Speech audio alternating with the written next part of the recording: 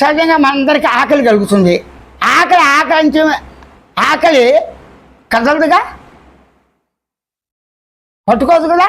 ఆకలి కలిగింది అనుభవంలో. దేనికి తెలిసింది? దేహానికి తెలుసుకునే లక్షణాలు జడ పదార్థం. మనసుగా మాత్రమే తెలిసిందే. ఆకలి కలగానే ఏం చేస్తావు నువ్వు? అమ్మ ఆకలి అంటావు. లేకపోతే ఆకలి తీర్చడానికి ఏం చేస్తావు? ఏదో పదార్థానికి నడుచుకుని చేతులతో పట్టుకుని ఆకలి తీర్చుకుంటావు. అది జనరల్గా. అది తెలుసో తెలియని చిన్నపిల్లలు ఏం చేస్తారు? ఆకలి తిన్న పదార్థం వెగటిగా ఉన్నా, వికారంగా ఉన్నా, ఒక పొల్యూషన్ పదార్థమైనా ఇబ్బంది అవుతుంది. అదే పనిగా బాగుందని తినగా ఏమవుతుందో రోగం వచ్చేస్తుంది.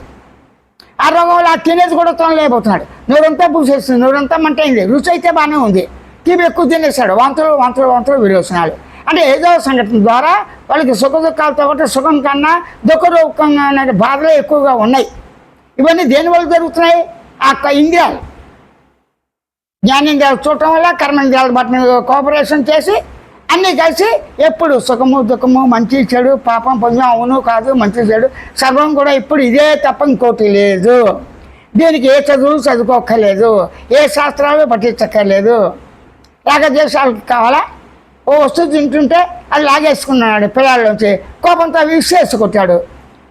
అంటే ఇవన్నీ సహజంగా జరుగుతున్నాయి కదా. అంటే సహజంగా జరిగే అనుభూతులకి, సహజంగా గమనించి గుర్తించి తెలుసుకునే భావంతో శబ్దంతో చేసే అనుభూతులకి, అది నిద్ర కావచ్చు, కళ కావచ్చు, మెలుగు కావచ్చు, అవస్థాశ్రయం కావచ్చు, ఏదైనా కావచ్చు, జగత్తు కావచ్చు, అంటే బ్రహ్మాండాలు కావచ్చు. మన పరిధిలో ఉన్నది ఏంటి? ప్రపంచం, జగత్తు, భూమి, నింగి నేల, ఆకాశము, ఇంద్రధనుసు, మేఘము, వర్షాలు, అదేవిధంగా తుఫాన్లు, సముద్రంలో తుఫాన్లు, అదే ఇది భూకంపాలు, రకరకాల జంతువుల చేత మరణాలు, కుటుంబాల బాధ, ఆ విధంగా అన్ని జీవ జంతువులతో పాటు మానవుడు కూడా అధికంగానే ఉన్నాయి.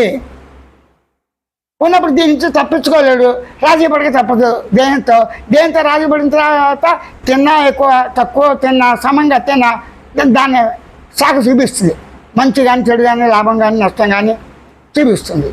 అప్పుడు దానివల్ల ఏం చేస్తుంది? ఆ స్ట్రెస్ని తట్టుకోలేకపోతున్నాడు. నేనేమంటున్నాను? కాబట్టి స్ట్రెస్ని తట్టుకోవాలంటే స్ట్రెస్ నువ్వు పిలిస్తే వచ్చింది కాదు ఒత్తిడి. నువ్వు రమ్మంటే రాలేదు ఒత్తిడి, నువ్వు రమ్మంటే రాలేదు ఆలోచనలు, నువ్వు రమ్మంటే రాలేదు భావాలు, నువ్వు రమ్మంటే రాలేదు నిద్ర కళ మెక్కులు, నువ్వు రమ్మంటే రాలేదు ఆకలి దప్పికలు, నువ్వు రమ్మంటే రాలేదు ఆ తిన్న తర్వాత మల విసర్జన, అదే ఒకటి ఆ అవయవాలు పనిచేయటం, దెబ్బతింటం, అస్థిబంధనం, ఆ కొవ్వు పెరగటం తగ్గటం, ఇవన్నీ న్యాచురల్గా జరిగిపోతుంది. నా ప్రేమేం లేదు, ఇవన్నీ న్యాచురల్గా పని చేయబోతుంది. అప్పుడు ఏం చేస్తారు? కొంతమంది దేవుడిని నమ్ముకున్న వాళ్ళు ఆ దర్శన స్వస్థాలు వాడి వరకే పరిమితం, ఆ దేవుడే రక్షిస్తా అని చెప్పేసి అంత బాధలో కూడా ఈశ్వర నారాయణ రామ కృష్ణ అంటూ వాడు ఎప్పుడప్పుడు పోతూ అలా వెళ్ళిపోతాడు. అవి వెళ్ళే వాళ్ళు మళ్ళీ వచ్చిపోయే వాళ్ళే కదా ముక్తులు. లోకడే తెలుసుగా మీ అందరికీ. కొంతమంది మంచి కర్మలు చేస్తూ దానివల్ల స్వర్గం వెళ్తారు, కొద్ది గొప్ప పాపం చేస్తే మళ్ళీ వస్తారు.